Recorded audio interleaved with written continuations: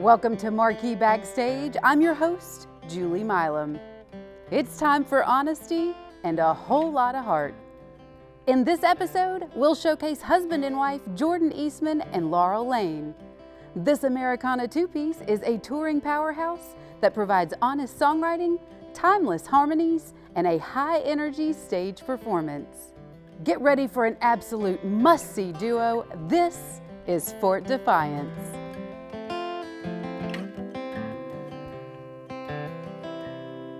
Got 6 more hours with my man, and I'm gonna spend them best I can, 'cause I'm not sure when I'll be back again. Been writing checks to the wishing well, hoping that I'd hear the fuel cost fell, and I'd be back to see you next weekend. Let's take it to the back porch, baby, where we can be alone and crazy, for thinking that you and me could be like June and Johnny outside Tennessee. If I'd have never sang that song, wouldn't feel like I'd done something wrong. And you'd keep playing house with Sweet Marie. Instead I loaded anvils on your chest when the fringe fell from your leather vest, and I tied it up for everyone to see. Jordan and Laurel, I'm so excited to have you on Marquee Backstage. Thanks for having us. Yes, I want to know first, Laurel, tell me where you grew up. Well, my dad was in the Air Force, so kind of all over the Southeast, but Lynchburg, Virginia was my 5th state. So that's where I spent most of my years and went through school. Did you perform as a child? I was in band and I did some like musical productions, but I was normally a background person. Mm-hmm. What about you, Jordan? Where'd you grow up? I grew up in Titusville, Florida. My dad, growing up, I thought everybody's parents worked for NASA. That was just what was normal. So my parents and my grandparents and aunts and uncles and all my friends' parents, and so we all lived right outside, just over the bridge from where the Kennedy Space Center is, Central Florida. I assume you performed quite a bit. I did. And out of the house, probably. Yeah, I mean, some of like our earliest home videos are me in a diaper, standing up on a table, like doing front flips off of it, playing a plastic guitar or playing a little saxophone. My parents both play music. My mom was a professional pianist. My dad, he played saxophone and piano, and always singing. All of my siblings play. But I mean, from the time I was a kid, that's what I wanted to do. How did you two meet? In a bar, like all Christian couples do. In a bar where? In Nashville, Robert's Western World. Of course. Yeah, right there on Broadway. Yeah. So what was your journey to Nashville like? I went to school in Murfreesboro for recording industry management. So for me, it was a logical place to go to use my degree. And I bought a house right before I graduated, and then I started working at BMI. Okay. So. Did you want to go into management, the business side of the music Yes, business? I never wanted to be a performer. I've been shy my whole life, and so it was not something that I aspired to do at all. Something my mom is my biggest fan, and she always wanted me to be a performer. But I was very happy being backstage. Which works great because I'm the exact opposite. I want to stay up all night and play guitar and push stuff off to the last minute, and just all I want to do is perform. That's like heart and soul since the time I was born. That's what I wanted to do. That's what I've just sort of forced my way into, which is couldn't be more opposite from her even when we first met, I was trying to hire her because I had just come out of a situation where I was singing with somebody else and was going on a tour, and I was like, I need somebody.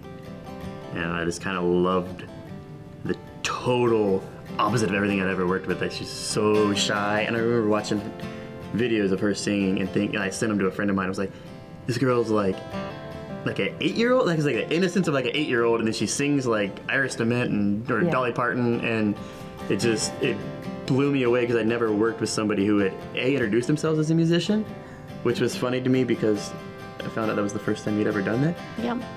And then had none of the qualities of any of the musicians that I was around every day from the time I was, a kid. And so I thought it was just fascinating.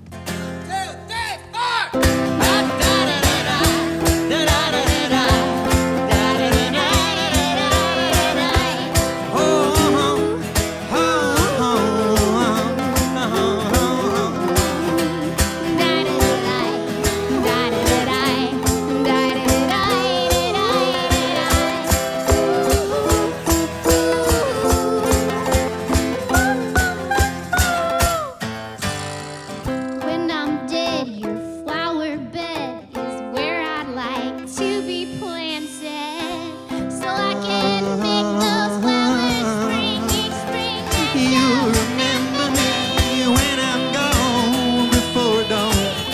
Bury me in your front lawn, and I'll make all the wildflowers grow. But you'll always have to mow one spot more often than the rest. That's how you know I love you best.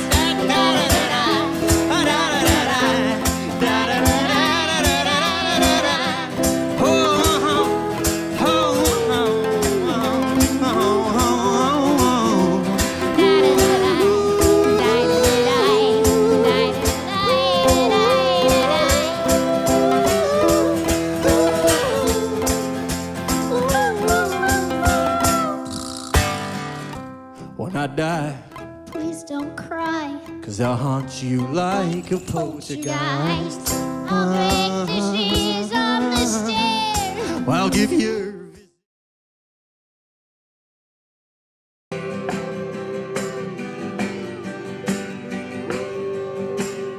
We met, and I was trying to hire, like I said that, Right. under the condition that we would not date. And I was like, oh, perfect, you're Totally gross. Like, platonic. yeah. I would never. You smell bad. You live in your car. You own You're 2 way houses. younger than me. Like, you're wearing a costume. No problem. I can handle that. So first impression was a big one. Oh yeah. Oh, yeah. Yeah. Slade, I Yeah. thought- yeah.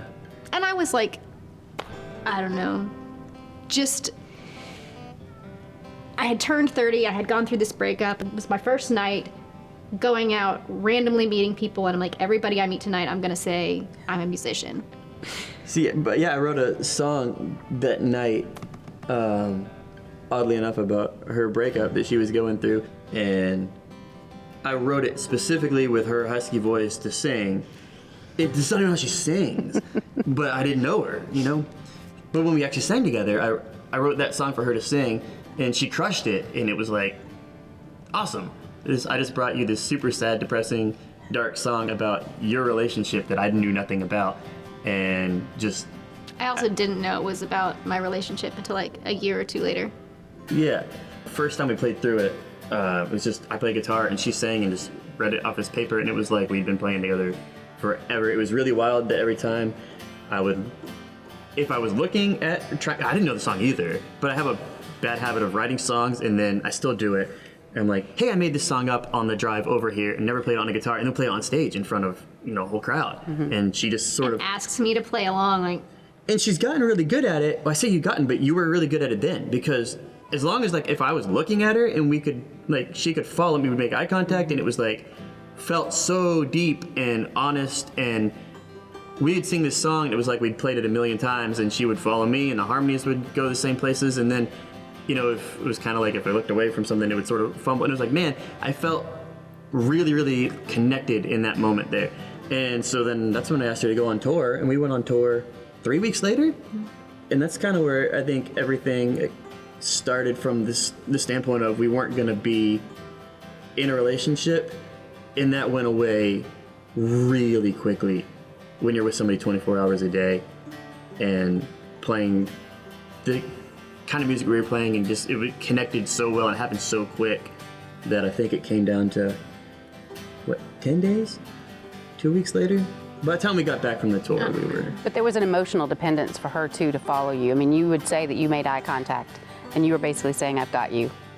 I've got you. Yeah, very much. And we're in this together. Yeah. But there was an emotional dependence to make sure she's safe and you don't make her look like a fool.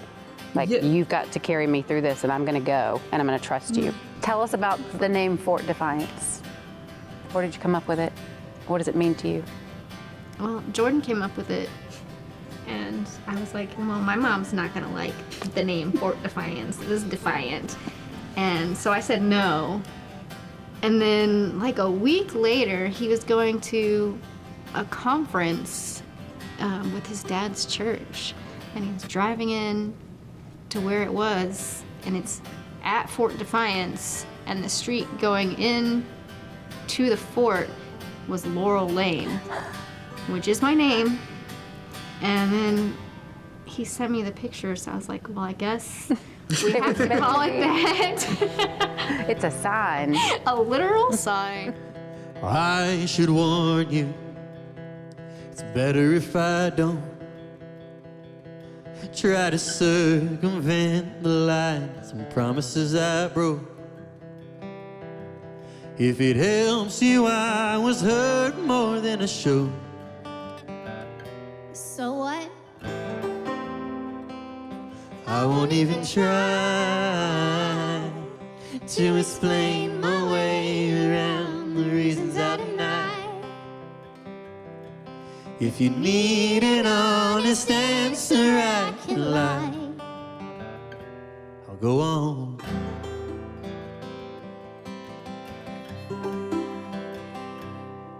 You will always be, you alone will be the wound that I endure through. And you will always be, you alone will be the lesion I adore. Ooh.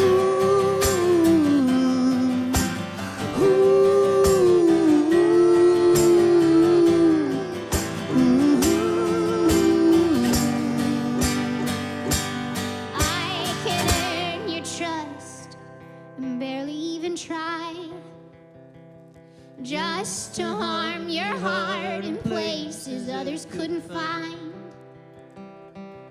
In the vastness near your absent peace of mind, I'll be there.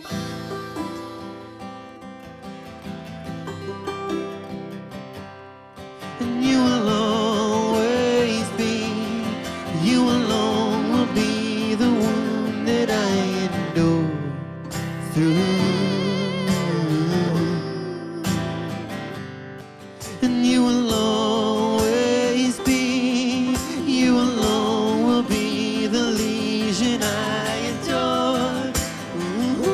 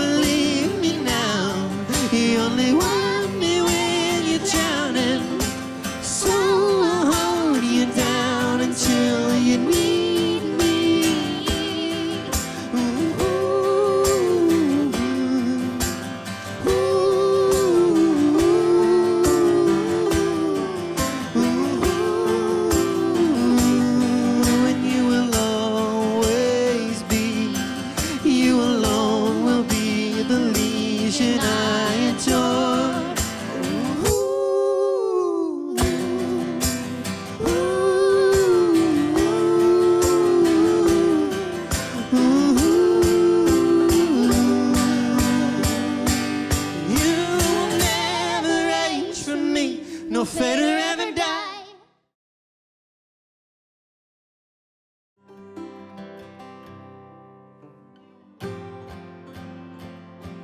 So you clearly perform on the road every single opportunity you can. But when there's a rare chance that you're home, what does life look like for you two? Well, I recently became a farm wife, which is great. We got a bunch of chickens. So we've been breeding chickens, silkies and black copper marans, and we're gonna have cream leg bars. We had some, we don't currently, but we have rainbow eggs. Rainbow eggs. Look at that. Fun. They're beautiful. Do you name all of your chickens? No, we named some of them. A lot of the silkies have names because they're Beautiful. just really fun characters. They look like Muppets. And then we have one named Taco and one named Happy Enchilada after the John Prine song. So what is there still out there that you aspire to do that you guys have not yet had the opportunity to do? I really want to make 2 albums this year. One with us, and I want to do a solo album of all the stuff that doesn't work for us that I still write. But they're songs that are meaningful to you, Yeah. so you don't want to scrap them. They're like 7 minutes long, and they never go over with what we do. And I really, we have one album that we were supposed to release right before COVID, or we were supposed to record right before COVID in 2020, and we had 250 shows and that set up and a bunch of really big stuff that was supposed to happen in 2020, and then it was like the start of like a country song, like February, the last day of February, our dog died, and then we played one show like a few days later, and he toured with us. He played every show with us. He was on stage with us a lot of the time, and he's on our stickers. Like, everybody knew him. And so we played this one show, and it was like, man, how are we supposed to tour without our little buddy? And then it stopped.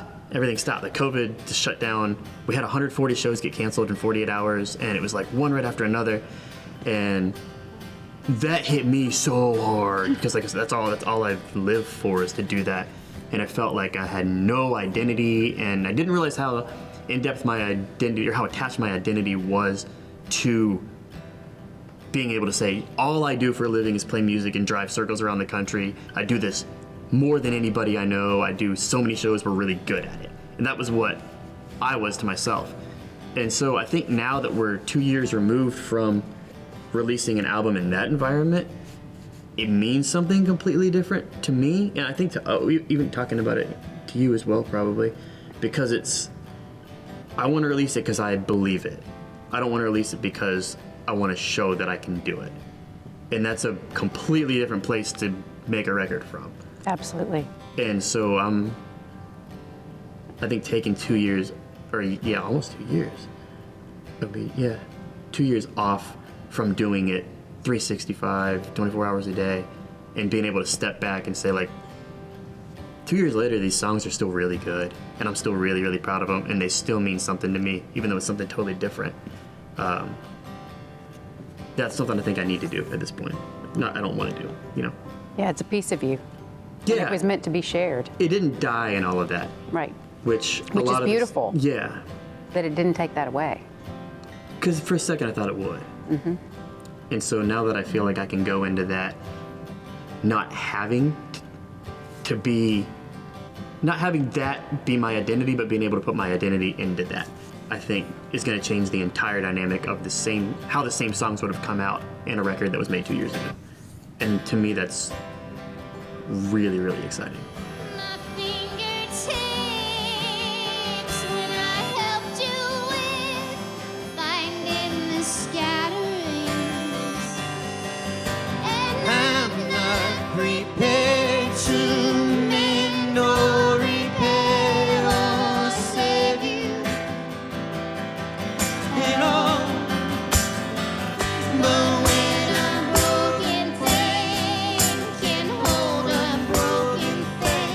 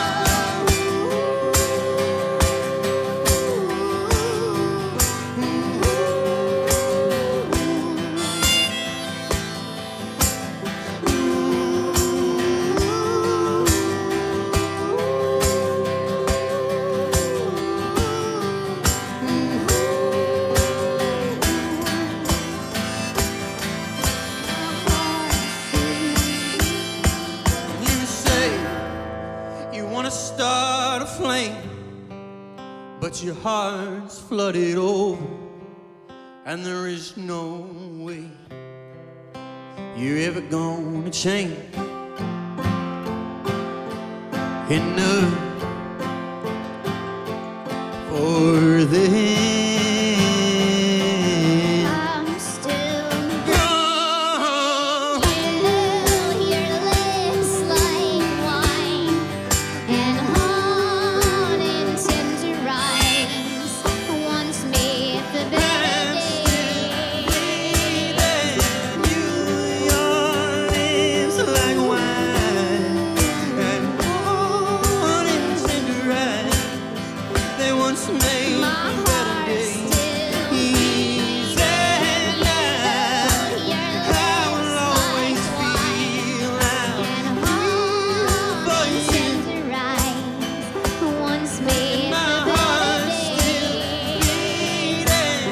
Your lips like wine and warm and tender eyes once made the I'm still breathing your lips like wine and home in tender eyes. once made for better days.